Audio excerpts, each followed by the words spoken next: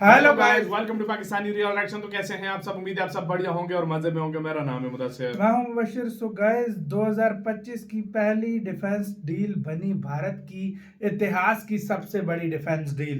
India Germany के बीच कोई deal हुई है जो भारत के इतिहास की सबसे बड़ी और एक्सपेंसिव डील बन गई है भाई। 2025 की पहली डील भारत ने की है डिफेंस की। इंडिया के इतिहास की सबसे बड़ी इंडिया के इतिहास की सबसे बड़ी डील बन गई है, मतलब सबसे एक्सपेंसिव।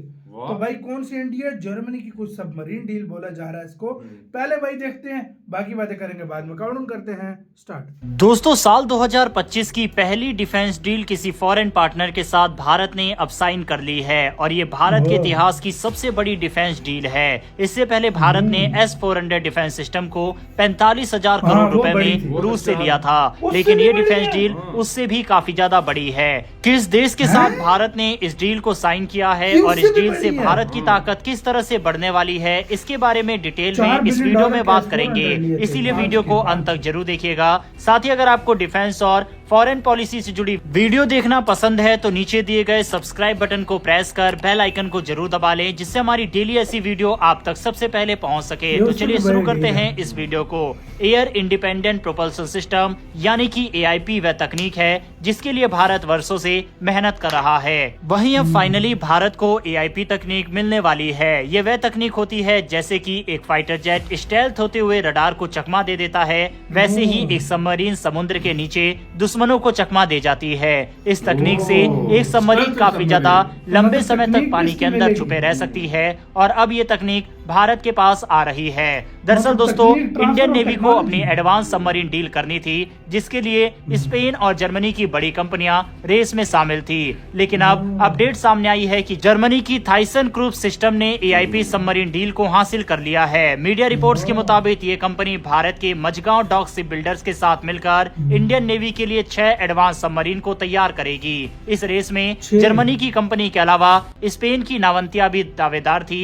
नावंतिया की बात करें तो वे L&T के साथ मिलकर काम करने वाली थी। इंडियन डिफेंस मिनिस्ट्री ने बताया कि नावंतिया के प्रस्ताव को खारिज कर दिया गया है, क्योंकि जो इंडियन नेवी की जरूरत थी उस पर स्पेन की ये कंपनी खरी नहीं उतर रही थी। इसी के चलते स्पेन की कंपनी को डील न देकर जर्मनी को डील दे दी गई है। दोनों कंपनियों के बारे में डिटेल में बात करें उससे पहले जानते हैं कि इंडियन नेवी का ये टेंडर क्या है। बता दें कि इंडियन नेवी ने अपने टेंडर में अपनी आवश्यकताओं के लिए समुद्र में सिद्ध सिस्टम की मांग की थी। इसमें सबसे इम्पोर्टेंट है एयर इंडिपेंडेंट प्रोपल्सन सिस्टम यानी कि AIP की मांग की गई। इंडियन नेवी ने यह मांग की थी कि समुद्र के अंदर सबमरीन ज्यादा समय तक रह सके, उसे बार बार फ्यूल या हवा के लिए ऊपर ना आना पड़े, इसके साथ ही दुश्मन देश को नेवी के बारे में जानकारी ना हो और साथ ही इंडियन नेवी अपने अनुसार काम कर सके।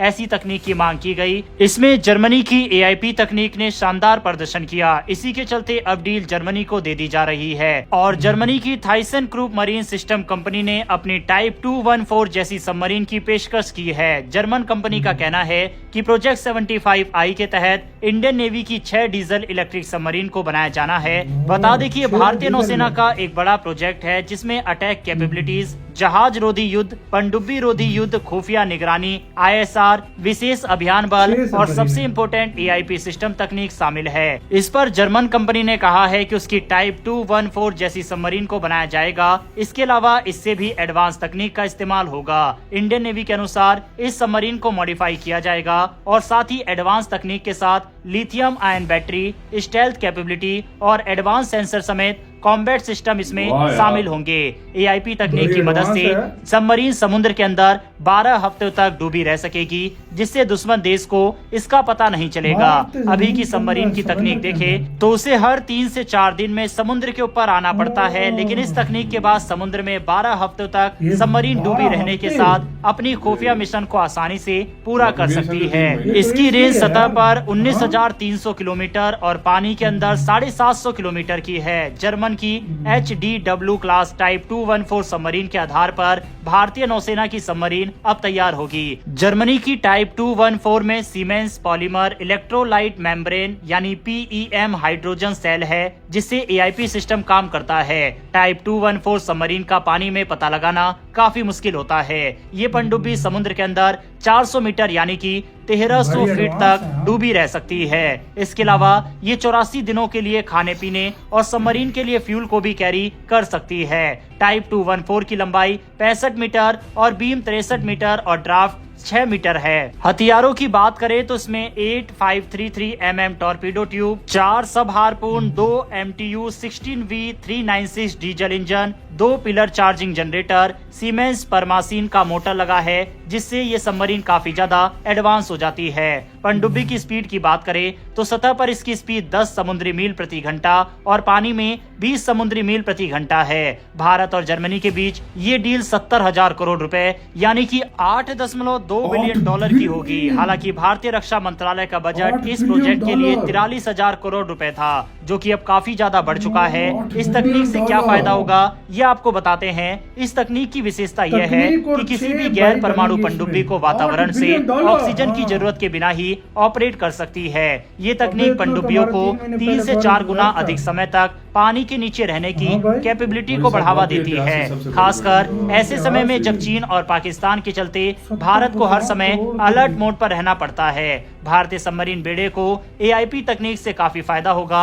ये सबमरीन बिना पकड़ में आए हिंद महासागर में बढ़ती चीनी नौसैनिक उपस्थिति पर प्रभावी ढंग से नजर रख पाएंगी। वहीं स्पेन को इस डील के लिए नहीं चुना गया, उसके पीछे कारण ये था कि स्पेन की जो AIP तकनीक थी वो प्रूवन नहीं थी। इसी कारण से स्पेन को हटाकर भारत ने जर्मनी से ये डील साइन की है। फिलहाल कहा जा रहा है कि डील की तारीख से अगले 7 साल के अंदर सभी 6 सबमरीन भारत की नौसेना को मिल जाएगी। लेकिन अब देखने वाली बात होगी कि इस प्रोजेक्ट को भारत कितनी जल्दी पूरा करता है। बहरहाल दोस्तों, इस वीडियो में इतना ही। आपके हिसाब से स्पेन की जगह जर्मनी को चुना जाना इस डील के लिए सही फैसला है? के साथ हो यार वीडियो खत्म। भाई ये क्या प्राइस है इस डील की बे यार? 8.2 बिलियन डॉलर, वाकई ये इंडिया के इतिहास की सबसे बड़ी डिफेंस डील है। 70,000 करोड़ रुपया। मैं वही कह रहा हूँ, 8.2 बिलियन डॉलर इंडिया के इतिहास की 6 सबसे बड़ी सबमरीन है भाई। 6 सबमरीन इतनी के साथ में टेक्नोलॉजी भी भाई तकरीबन एक सबमरीन 1.3 बिलियन डॉलर। अरे यार तू समझ नहीं रहा, हाँ, टेक्नोलॉजी का पैसा, ज्यादा पैसा समझ नहीं टेक्नोलॉजी का है। ये टेक्नोलॉजी भी साथ दे रहे हैं। टेक्नोलॉजी का है, सही बात है। सबमरीनें तो महंगी होती है, लेकिन इसमें ये भी देखो ना, डीजल सबमरीनें जो 3 दिन इलेक्ट्रिक और सबमरीनें होती है 3 दिन, जो ज्यादा ये 12 महीने हफ्ते, मतलब 3 महीने कर दो ये पानी के अंदर है। 3 महीने पानी के अंदर। ये भी तो देखो ना, ये तो वो बहुत एडवांस सबमरीन, बहुत एडवांस 6 जो है यार। 6 सबमरीन 70,000 करोड़ भाई मेरे 8 बिलियन डॉलर। इतना पैसा भी होता है भाई, और 7 साल में ये होगा सब कुछ।